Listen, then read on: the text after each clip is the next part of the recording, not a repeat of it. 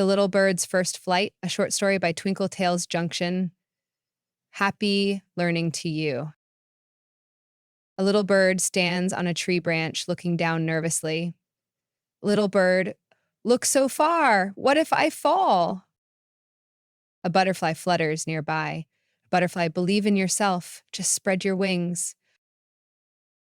The bird takes a deep breath and flaps its wings. Little bird, Vic said, here I go. The bird lifts off, wobbles, then soars into the sky. Little bird, I did it! I'm flying! My dear kids, believe in yourself.